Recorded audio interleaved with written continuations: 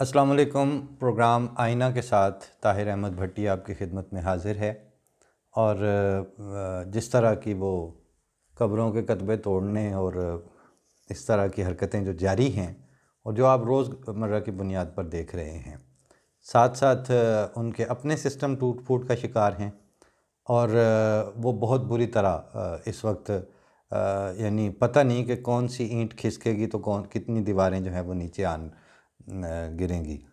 बल्कि वो मुझे वो सलीम कौसर साहब का एक शेर भी याद आ रहा है कि यूं बुनियादों से मत खेलो क्योंकि बाज़ औक़ात, यूं बुनियादों से मत खेलो क्योंकि बाज़ औक़ात सारी इमारत गिर पड़ती है एक दीवार के साथ। तो ये तो होता है कि जब आप हरकतें ये कर रहे होते हैं तो उस वक्त आपको पता नहीं होता कि इसके रेपरकशंस क्या होंगे और अचानक कहाँ से क्या रिज़ल्ट आ जाएगा, क्योंकि एक अबतरी और अथल पथल वाला माहौल तो वैसे ही है। तो उसमें एक मज़मून था पुराना, वो क्योंकि बिल्कुल उसी तरह यही सब कुछ चल रहा है, कुछ भी नहीं। मैं अर्ज़ कर रहा था कि पहले भी कि जब ये मज़ामीन मैं पेश करता हूँ तो उसकी सिर्फ ये वजह होती है कि चूँकि मामलात वही हैं, इनमें से जुमला दर जुमला मिसरा दर मिसरा बाज़ दफ़ा वही बातें आ रही हैं, चूँकि हालात वही हैं। तो आज भी अगर कोई बंदा खुदा इनमें से शायद किसी बात कोई किसी को क्लिक कर जाती है, कोई किसी को अच्छी लग जाती है, कोई किसी के लिए फूड फॉर थाट बन जाती है। फूड फॉर थाट पे भी ख्याल आया कि हम आपको कोशिश करते हैं कि ऑर्गेनिक फूड दें और इधर उधर से उठा के बल्कि पेश करने के बजाय जो ख़ुद है खाना साज किस्म की चीज़ वही पेश करते हैं आपसे आपकी खिदमत में। तो ये मज़मून है, इसका उन्वान है मुन्नू भाई के एक पंजाबी मिसरे से कि दर्दां कोलों लवो शहादत। ये मिसरा जो उन्वान बना है ये मुन्नू भाई की एक नज़म से मुस्तार लिया गया है। और आगे बढ़ने से पहले ये पूरा बंद सुन लें तो बात ज़्यादा वाज़ेह हो जाती है कि दर्दां कोलों लवो शहादत ज़ख्मां तो तस्दीक करा लो, साडे इस मुकदमे अंदर सानू भी ते गवाह बना लो। पिछले मज़ामीन में से जो कुछ सोशल मीडिया पर शाया हुए तो बहुत अच्छे और वसी रद्द-ए-अमल के साथ साथ कोई 200 के करीब गालियाँ देने वाले आशिकाने दीन की गालियाँ भी सुनने और पढ़ने को मिली। और हमज़ा अब्बासी के शोर शराबे से लेकर, उन दिनों हमज़ा अब्बासी ने कुछ प्रोग्राम किए थे जमात के हवाले से, अहमदियों के हवाले से, तो हमज़ा अब्बासी के शोर शराबे से लेकर इन बदज़ुबान उश्शाक तक एक कदर मुश्तरक ये देखने में आई कि बात नहीं करनी, सवाल भी जो उठाए वो भी काफिर, मुर्तद की एक सज़ा सर तन से जुदा, और हम नहीं छोड़ेंगे जैसे सलमान तासीर को नहीं छोड़ा था, और ये कर देंगे और वो कर देंगे। और इसमें पाकिस्तान के तूल व अर्ज़ से इसी कबील का मुकालमा सामने आया। इन सरफरोशान को सामने रख कर कुछ बातें अर्ज़ करनी हैं। इन सरफरोशों से क्या बल्कि आप क़ारीन से और अरबाब हल्लो अक़द से। सबसे पहले तो ये कि हमज़ा ने बात करके अहमदिया अकायद में कोई कमी या इजाफ़ा नहीं किया और ना ही कुछ अहमदियत के बारे में एक्सपोज़ किया है, बल्कि सिर्फ ये बात एक्सपोज़ की है, बल्कि इस पर हाईलाइटर फेर दिया है कि आप जो मुकालमा करते रहते हैं ये सब ढकोसला है। आपके अब्दुल अज़ीज़ों, समीउल हक़ों और मुफ्ती कवियों ने शरानियों और अशरफियों के साथ मिलकर आपकी मौजूदा नस्लों को सरफरोशी और गैरत की चूसनी देकर शाह दौले के चूहे बना दिया है। और अब आपके आली मर्तबत रायबाज और आरासाज पूरी तनदही के साथ लोहे के टोप उन छोटे छोटे सरों पर चढ़ाने में मसरूफ़ हैं। इसमें किसी मुजीबुर रहमान शामी, हामिद मीर, अबसार आलम या अंसार अब्बासी की कोई कैद नहीं, बल्कि सब जहालत के सॉफ्ट इमेज और ज़हनी बददियानती के सहूलतकार हैं। एक कोने में वजाहत मसूद, अदनान रहमत, फ़हीम आमिर, रज़ा रूमी जैसे हैं जो आंखें फाड़े ये तकते हैं और ज़ेर लब ये मिसरा दोहराते हैं और इधर से उधर गुजर जाते हैं कि जानते हैं पर क्या बतलाएं, लग गई क्यों परवाज़ में चुप। इससे ऊपर देखें तो बेहिस्सों और मफाद परस्तों का एक पूरा जत्था है जो पूरे मुल्क को गधा बनाने और समझे हुए खुद को उन सब का लीडर समझे हुए है। बस फ़र्क ये है कि ना तो लोग गधे हैं और ना ही वो लीडर हैं। लोग कुछ और हैं, शायद बेहोश या मदहोश, और ये लीडर नहीं बल्कि कफन चोर हैं। बड़े से पानी के टब में मेंढक हैं और नीचे आग जल रही है। हर रोज़ टेम्परेचर बढ़ रहा है और इनको महसूस नहीं हो रहा। ऐसे में कभी कभी इंसानी हुकूक, औरतों के हुकूक, शफाफियत और 21वीं सदी या अहमदियों के शहरी हुकूक के सोडियम की टुकड़ियाँ इस पानी के टब में कोई मारवी सरमद, कोई हमजा अब्बासी या जबरान नासिर आके फेंकता है। चटाख पटाख होती है, लौंडे तालियां पीटते हैं, धुआं छटता है, तो कोई पैमरा कोई हुक्म दे देता है और कोई चौधरी निसार प्रेस कॉन्फ्रेंस कर जाता है।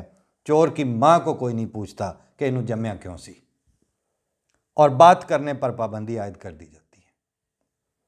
बस गाली और गोली वाले परवान चढ़ रहे हैं और आखिर पर किसी जनरल साहब की तस्वीर दिखा दी जाती है।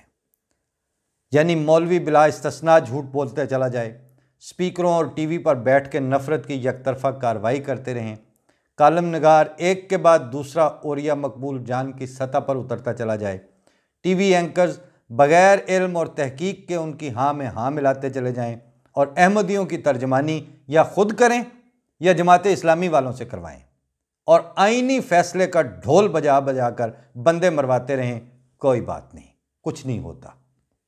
और मीडिया बहैसियत मजमूई फरीक बन चुका है। वज़ीर आज़म अल्फाज वापस लें, अहमदियों से ताज़ियत हो जाए तो मौत पड़ जाती है, अदलिया फैसले महफूज करे, फ़ज़ा ये हो तो दिलों में नज़ाकतें कैसी। आलिजा एक गुजारिश है कि जब एक पूरा तबका ये अकीदा घड़ ले कि दलील मांगना भी कुफ्र है, सवाल उठाना भी कुफ्र, इनसे बात करना भी कुफ्र, जो इनके कुफ्र में शक करे वो भी काफिर, और उसकी एक ही सज़ा के सर तन से जुदा, तो इस फ़ज़ा में सच्चे झूठे का तयन करने का तो सवाल ही बेमानी हो जाता है। ऐसे वक्त में जान माल इज्जत के तहफ़्फ़ुज़ का फैसला करना पड़ता है और आगे बढ़कर खम ठोंक कर करना पड़ता है। इसी को तो हुकूमत और रियासत कहते हैं और इसी को रिट ऑफ द स्टेट कहते हैं। वो कहां है जिसको रिट ऑफ स्टेट कहते हैं? वो कहां है इस वक्त? बताएं तो सही, दिखाएं तो सही। लड़कियां जिंदा जला दो, यह मुआशरती गैरत है। मारवी सरमद को रेप करने की धमकियां दो, दलाइल की गैरत है। अहमदियों को मार दो और मर चुके हो तो कब्रों के कतबे उखाड़ दो, यह दीनी गैरत है। वणी कर दो, कुत्तों के आगे डाल दो या नंगा नचवा दो, यह जिरगे और कबीले की गैरत है। इतनी सारी गैरतें तो सिर्फ इस सूरत में पनप और पल सकती हैं जब हुकूमत बेगैरत और रियासत मफलूज हो चुकी हो। अल्लाह के बंदो, जड़ावाला में या अभी जो कल परसों शेखुपुरा में जो कब्रें उखेड़ी हैं, उसकी शिकायत लेके कल वो रसा GHQ के बाहर जाके बैठे कि जनरल राहील को शिकायत करनी है या शुक्रिया कहना है। महकमा दाखिला और पुलिस के हुकाम कहाँ हैं? वरना ये नविश्ता दीवार क्यों नजर नहीं आ रहा कि यहां इस मुल्क में फिर कौन रहेगा? ना शिया, ना आगा खानी, ना अहमदी, ना गामदी।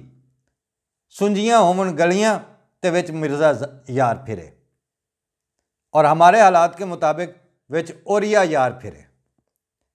ये हालत वही है कि जब मालाकंड से शरीयत नीचे उतरी और वैगनों पे बैठ के वेस्टेज वाली सड़क पर चढ़ी तो जरदारी की मफामत परस्ती गई खड्डे में और सवात ऑपरेशन शुरू हो गया।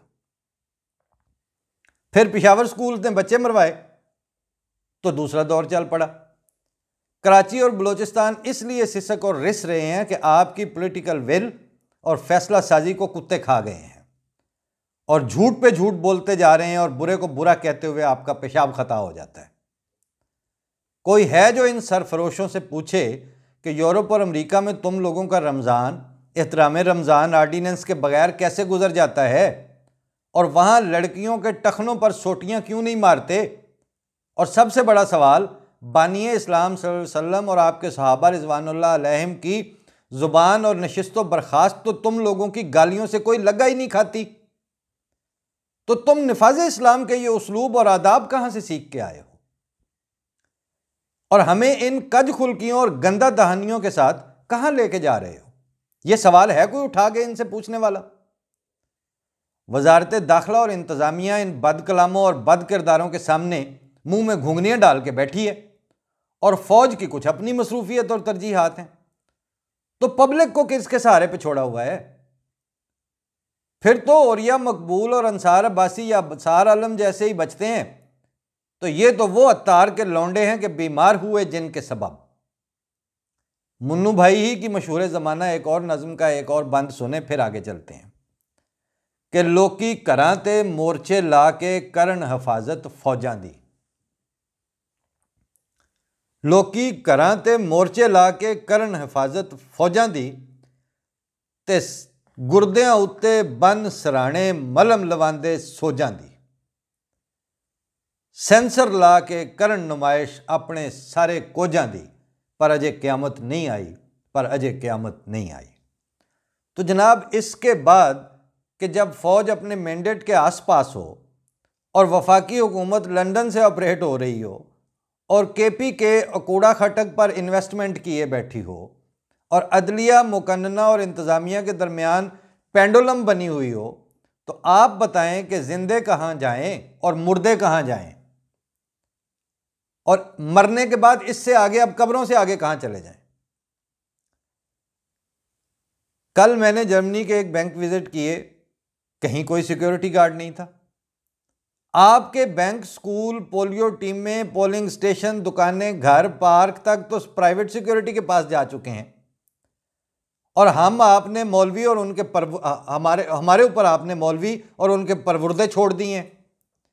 जब हमने अपनी जानो माल का जिम्मा खुद ही उठाना है प्राइवेट सिक्योरिटीज के जरिए, तो आप कतबे उखाड़ने वाले गुंडों को नथ मारने के भी अहल नहीं रहे, तो रियासत और हुकूमत की रिट कहां है?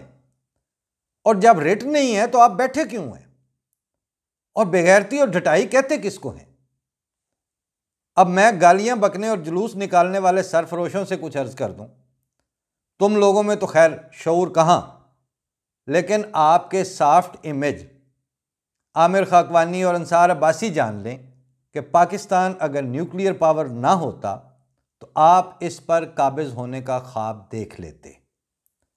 लेकिन एक world class professional military force Akora Khattak और लाल मस्जिद के टटपूंजियों के हाथ इस मुल्क की बागडोर देना अफोर्ड नहीं कर सकती, और यह कभी भी मुमकिन नहीं कि आप पाकिस्तान को अफगानिस्तान बना सकें।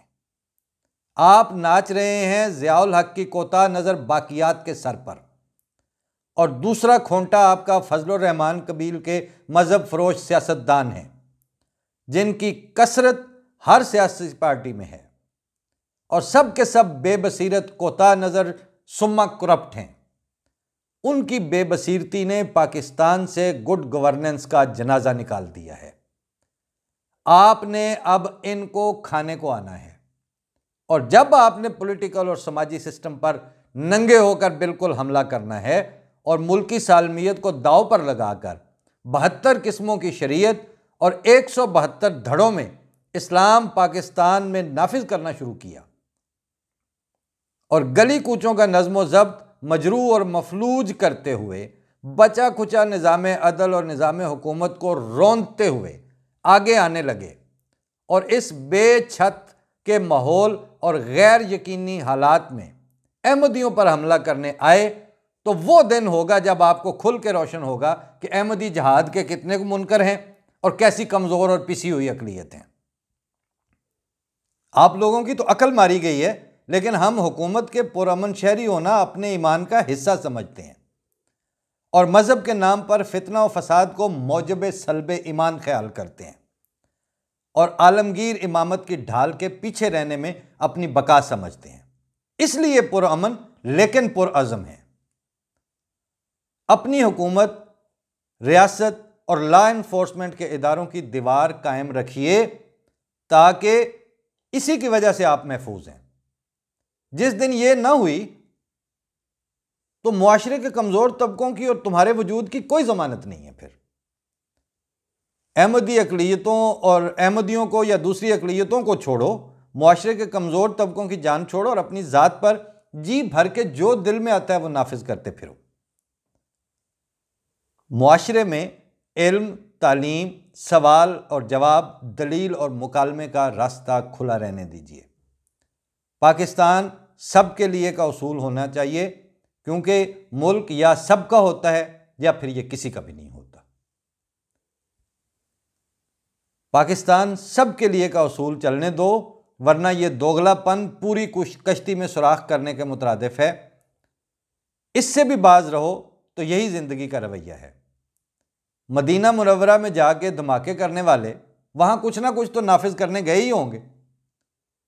यह है आपका इस्लाम जो आप नाफिज करना चाहते हैं। उम्मत मुस्लिमा को नफाज खेलते और इस कटे फटे नफाज को भुगतते हुए जमाने बीत गए।